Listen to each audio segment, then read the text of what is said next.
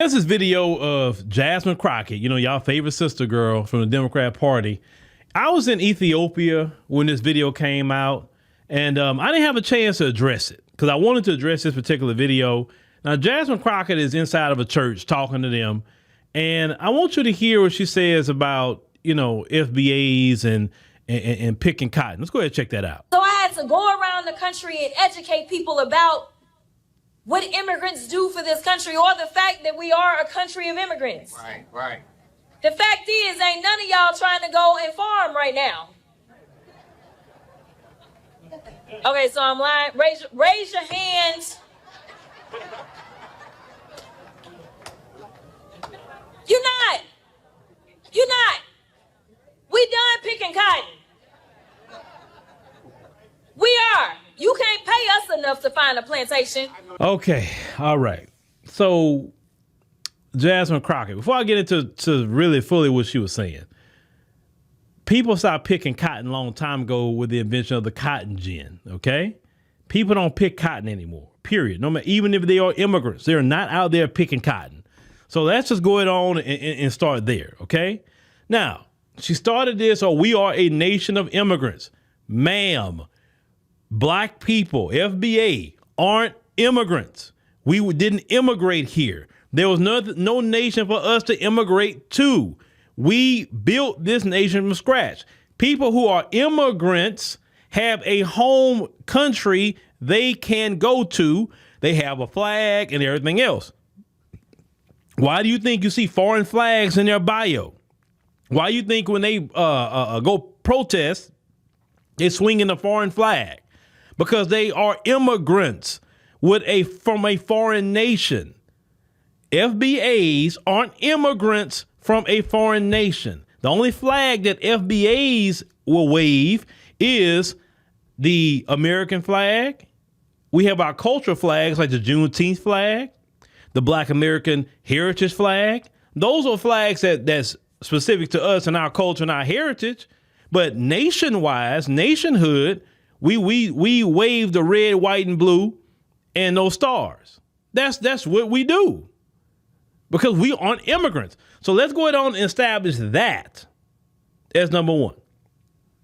Number two, these immigrants was never allowed into the United States if it wasn't for FBAs fighting for civil rights in this country, fighting for human rights in this country. All these immigrants that come into this country that are very hostile, a lot of them, toward FBAs would not have fought against no Klan, no white supremacy. They wouldn't have did it. They would have joined with them because those people in their homelands, okay, those people felt that I should assimilate into white supremacy. That's how they feel. They should assimilate. They don't say I'm gonna stand up to it. This is why the first thing they do when they get over here, Jasmine, is be against FBAs because hey, the white supremacists against FBAs, so let me join with them.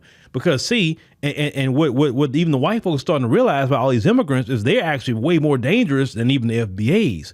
Because if they wasn't faithful in their own homeland to the place their ancestors fought and died in, right?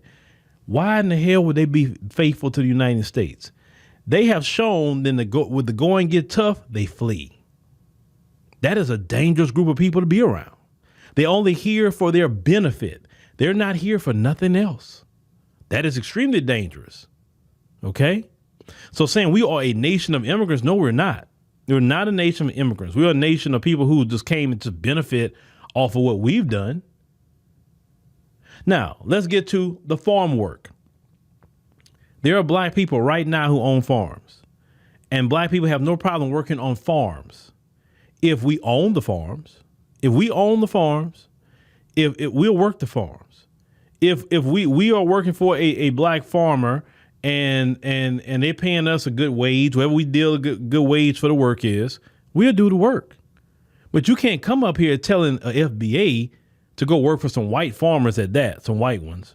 Because that's on we think that ancestral trauma comes back working on picking some strawberries and anything. See, those immigrants from Latin America and anywhere else they come from, They don't have ancestral trauma in this land. So it doesn't bother them to go pick no fruit, no strawberry, no whatever, right? Don't bother them because they don't have that kind of trauma. We do. Now, she's right about that. We're not going out there and be picking, remember the cotton gin came out a long time ago, but we're not going to just be going on there working on these white folks' land, talking about getting paid $10, $11 an hour. No, that's just not going to work. But black folks don't mind doing farm work. I've taught some black farmers maybe about a month ago. 2 sets of black farmers. I talked to another set of a black family who have their own, they have, meat company. And they have their land with their cows and all of that. So there's a lot of FBAs who's still out here doing the farming, agriculture, raising animals, and all the things that black folks talking about they don't want to do. Actually, we should be finding our black farmers. We should be finding our black people who own meat markets and companies and all that, and start going and get our meat and fruits and vegetables from our own. Because at least because those grocery stores, they mess it up. At least we go get it direct from our people. It'll be so much better. Because matter of fact, that's when I'm about to start. I'm gonna call the brothers and sisters that I met at the farmers market actually, and I'm gonna say, hey, how much it is can I get a cow? And I got a big deep freezer. How much it is can I get this? How much it is can I get that? I'd rather buy it directly from my people than actually going to this grocery store. And they putting all kind of, what they putting into that food. We all know that. How is it that when you leave outside of America, you don't even got to be working out like talking about, and you just start losing weight? Prime example, I was in Ethiopia and we were really eating. Man, I lost some weight while I was in Ethiopia. Didn't gain a pound. And we was kind of eating more than what I normally eat here in the States. Because in the States, I'm real finicky about what I eat. I don't want to eat anything because it's like, bruh, I'm worried more about my health in this country. You understand? That's why I have to get myself up 4 something in the morning, go to the gym and stuff like that because I'm concerned about my health. No, Lord. But black folks don't have no problem working on no farm. We just going to work on our own farms. That's what that is. How many black people right now talking about want to grow their own food?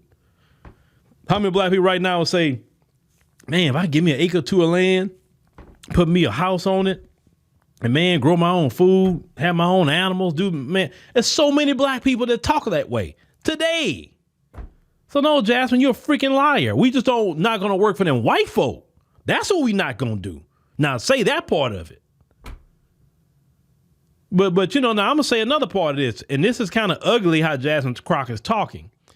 She's talking from an elitist position because she feels that it's immigrants from third world countries' job to come here and pick her fruits and strawberries and so she can enjoy her life.